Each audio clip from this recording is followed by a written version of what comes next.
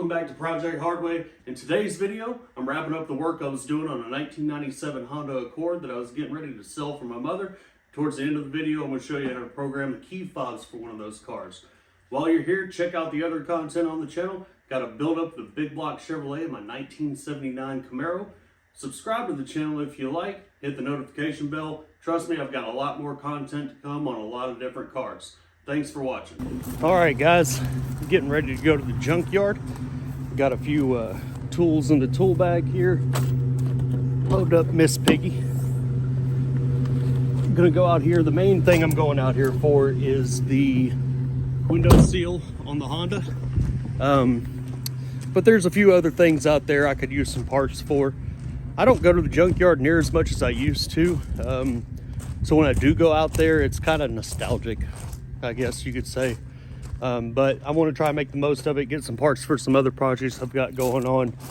Got to stop by AutoZone because I broke my breaker bar. See if they'll warranty swap that out. So find my straw hat because it's hot today and I'll be on the road. So right off the rip, the first Accord I'll walk up to is the same color as ours, and it's got the trunk panel in perfect shape. Just a few 10mm nuts and that came right off. So now I'm going to see about getting the weather strip seal off of it, hopefully without having to do too much work to get the glass out of the way. All right, just left the junkyard. Waited out some storms, got some other parts, but for the Honda, we got the trunk panel we needed, and it's the same color, no painting or anything to be done, just bolted on. Got the weather stripping for the window. I got also the driver door handle on the inside because the one that's in the car now looks like it's held together with electrical tape. Okay, moving forward, I think that I can get this window channel weather stripping out without taking anything apart. Question is, can I put the new one back in without taking anything apart? So, as you can see here, it's all boogered up. So, yeah, just pull that out of there. Pull that down to there. I believe, yeah. There you go. That's the old one out. Look at that. It's bad. Now here we've got our junkyard piece, and I'm going to try to slip this down. Well, you know, yeah, we'll start back here. Just, you know, slip this down in here. Okay, there we go. Something's going somewhere. It's doing something. Now it's not. Okay, let's try this side.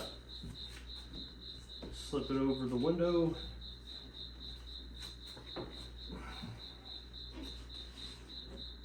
It's not really going into the sash molding here. Let's see what I can push on the window a bit. Don't break it.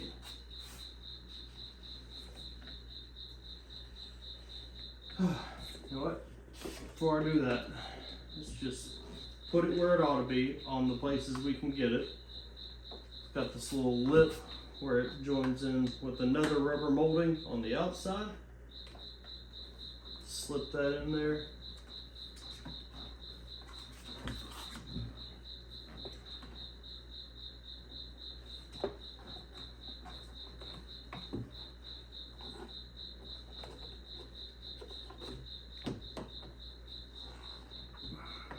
Call this a finesse stick.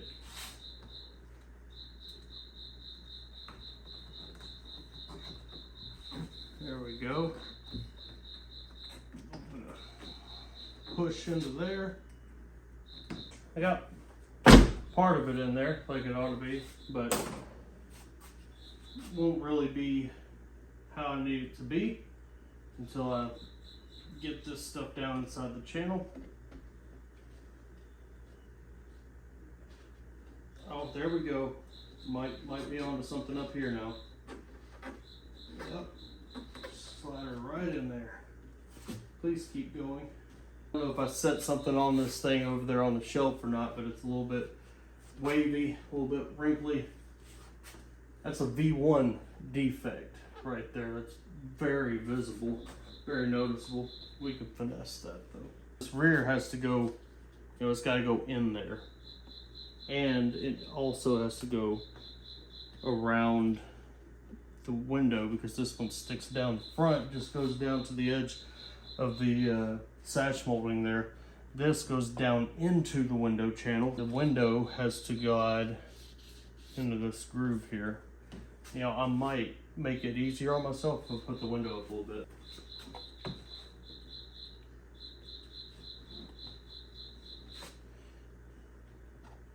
But I need something to help it slide. Window cleaner.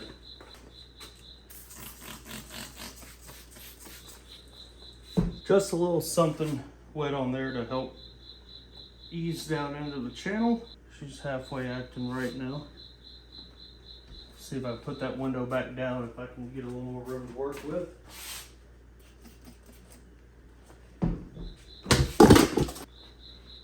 Oh man, like butter.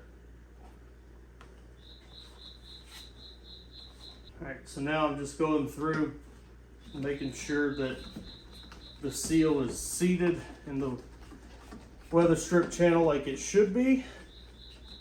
Make sure everything looks good, there's no crazy gaps. The top edge feels good. This wavy bit right here where I don't know what happened to it on the shelf over there. It is what it is. Look at that. Love these Japanese cars. The new stuff is catching on. But in the 90s, look at it doesn't take anything to fully close this door. But your friends don't know that, and they get in and out of the damn thing and you're like, quit slamming my doors! Just needs some finessing. Now I'll just check the fit and finish on this and make some adjustments. Like back here in this corner, it's not fitting all the way into the corner the way I'd like it to, which is probably what led to the OG one getting damaged the way it was in the first place. I like to prevent that because it's a little wavy and this come off of another car and this one's been sitting off of a car for a couple of weeks. The glass doesn't want to go all the way up. I could take a heat gun to the edge of the seal here and kind of get everything soft and flexible and get it real comfortable and equated, but parking the car out in the sun will do the same thing for me. So moving on. Now the Honda's outside and I'm going to do something that's going to make half of you say you're an idiot and the other half are going to be like, yeah, nah mate, you're good, carry on. The engine and the engine compartment have been soaking for a little bit now in engine degreaser. I'm about to power wash the snot out of it. Hold on. I did disconnect the battery and I've covered up the alternator to keep it from getting somewhat directly completely soaked. And then I'll leave the hood up for a while and let it sit in the sun to dry everything out. Here we go.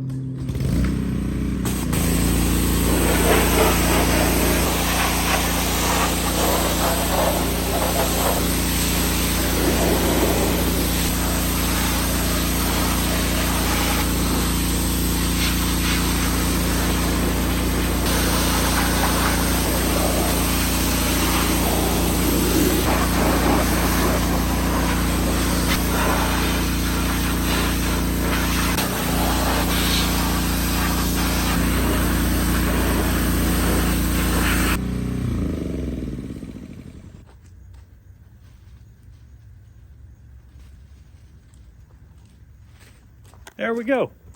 I wasn't, of course, going for show car quality because it's not a show car. The main objective of this was to clean it up so if I do come across any more oil leaks, they're going to be easier to see. I'm going to leave the hood up and let it soak in the sun, get all that goodness on it, and it will be several days before I actually come out here and try to run the car. Probably before I do, I'll at least take the distributor cap off, make sure there's no water trapped inside it, and she should be good to go. The problem with power washing your engine and your engine bay is that if you do it, one, while it's hot, aluminum stuff can crack, and two, water and electronics don't mix.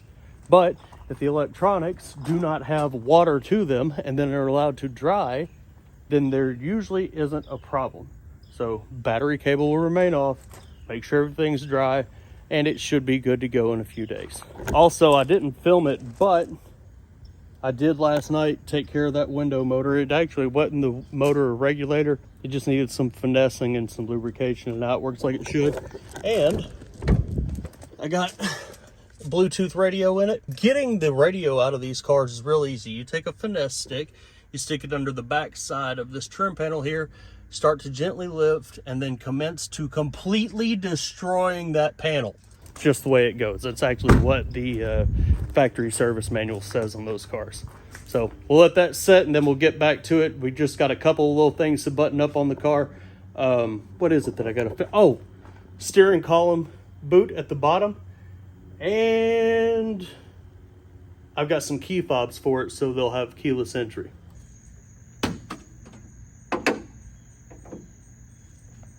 Car's been sitting here for several days.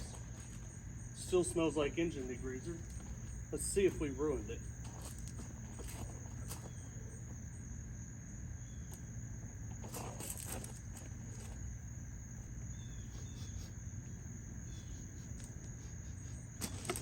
Nothing smells hot. Here we go.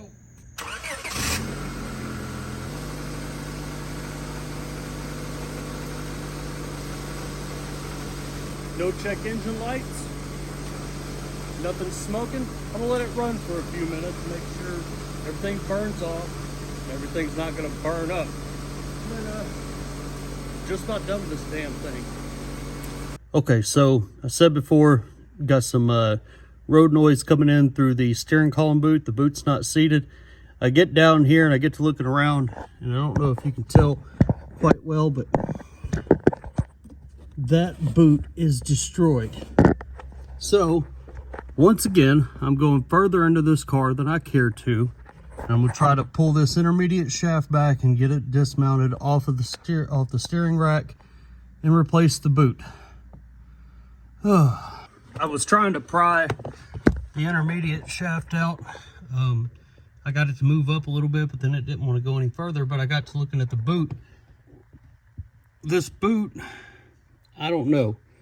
It might be a split type boot, but I feel like if I crawl under the car, reseat that one, and then work this one down in it like it was from the factory around that edge, that we may be in business. So I'm going to crawl under here and see if I can get that small seal on there, and then try to work this one back into it without popping that one back out.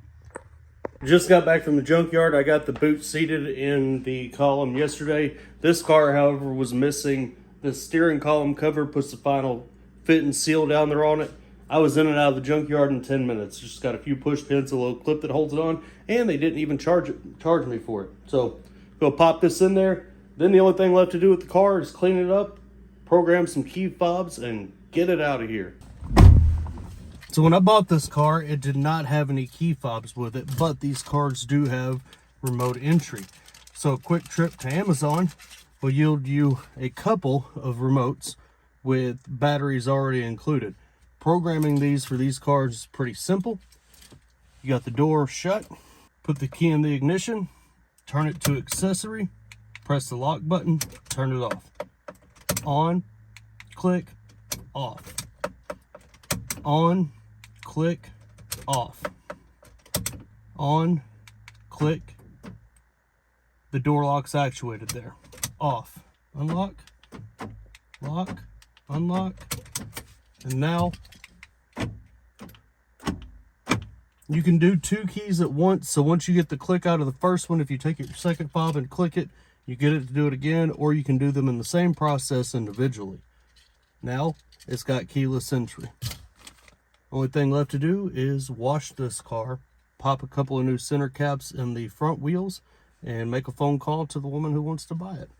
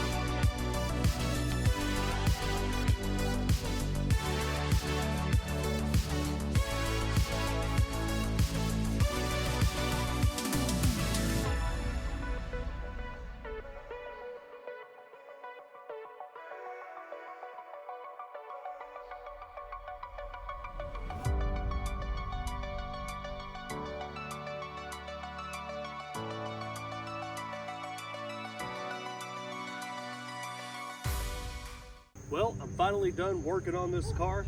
It's ready to go, and the feeling is mutual. This car has fought me tooth and nail every step of the way, but I think at the end of it all, we're both better for it. I hope this car serves its next owner very well and lasts them a good long time, given what it is. If you like what you saw here today, remember, like the video.